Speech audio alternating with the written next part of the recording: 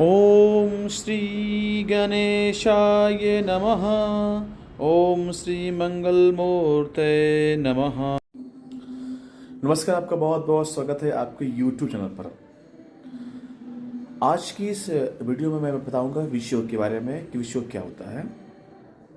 किसी भी जातक के लग्न पत्रिका में अगर शनि और चंद्रमा का युति किसी भी भाव में हो जाए तो उस भाव को वो बहुत प्रभावित करता है। जैसे कि लग्न भाव में बैठ गया तो स्वयं को नुकसान करेगा, द्वितीय भाव में बैठ गया तो धन को नुकसान करेगा, तृतीय भाव में अगर दोनों की युति हो गई तो परिवार के लिए नुकसानदायक है। चौथे भाव में अगर उनकी युति है तो आपको सुख नहीं मिलेगा। पंचम भाव में है तो आपको विद्या में दिक्कत आपको आएगी। षष्ठ भाव में है तो रोग आपका बढ़ा देगा वो। सप्तम भाव में है तो जीवन साथी से संबंध आपके अच्छे नहीं रहेंगे। और अष्टम भाव में है तो आए दिन कुछ न कुछ आपके साथ में दुर्घटना होते रहेगा। नवम भाव में है तो भाग को ही छीन लेगा वो आपसे। दसम भाव में है तो कार्य को ही रोकेगा, कार्य प्रगति में बाधा बनेगा। 11वें भाव में है तो धन आगमन नहीं होने देगा। और 12th हाउस में है तो फिर आपको बाधा नुकसान। तो ये विष योग का प्रभाव होता है।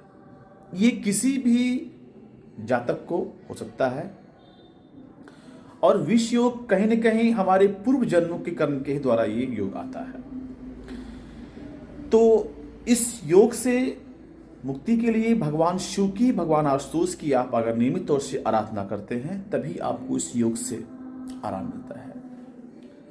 भगवान शिव को नियमित तौर से बेलपत्र आप चढ़ाइए और 108 बेलपत्र, इसमें थोड़ा नियम बहुत इसमें आपको अच्छे से करना पड़ेगा कि आप कम से कम 31 सोमवार व्रत रखते हुए पंचामृत, अब कुछ लोग बोलते हैं पंडित ये पंचामृत क्या, तो गाय का दूध हो, गाय का दही मिल जाए, गुड़ हो, घी हो शुद्ध और शहद, सभी को मिला के समान मात्रा में कुछ से 100 ग्राम मिला के आप तैयार कर लीजिए। और पंचामृत तैयार करके और 108 बेलपत्र में अश्वगंधक से राम राम लिख लीजिए। और स्नान करने के पश्चात भगवान भास्कर को सूर्य अर्घ्य देने के पश्चात अब आप नजदीक के शिवालय में जाएं और वहां पर पहले भस्म आप लेके जाएं, घी और भस्म साथ में आप लेके जाएं और पहले भगवान शिव को पूरा भस्म का लेप लगाएं। उसके बाद उस पर पंचामृत का स्नान कराएं उनको आप। और पंचामृत स्नान में आपको महामृत्युंजय मंत्र बोलते रहना है। अगर वो आप बोलने में असमर्थ है तो ओम नमः शिवाय का आप जाप करते रहें। और 108 बेलपत्र ओम नमः शिवाय बोल बोल के आपको भगवान शिव के ऊपर में चढ़ाना है। और चांदी का चंद्रमा भी आप चढ़ाइए उनके ऊपर, क्योंकि चांदी का भी दोष है कि आपका शनि और चंद्र का योग है। तो चांदी यानी कि आशुतोष को चांद बनवा के आप उनको चढ़ाइए। ऐसा करने से ये जो योग है उसका जो दुष्प्रभाव धीरे धीरे धीरे धीरे आपकी कुंडली से बिल्कुल स्वतः समाप्त हो जाएगा।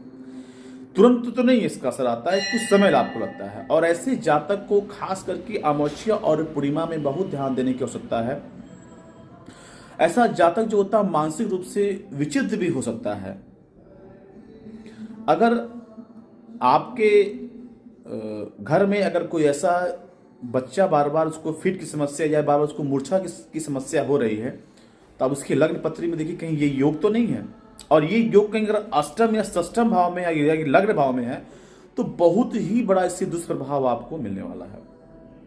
अगर आपके घर में किसी जातक को ऐसी युति है तो उसकी शीघ्र शांति आप करवाएं, जो मैंने आपको बताया वैसे करना है।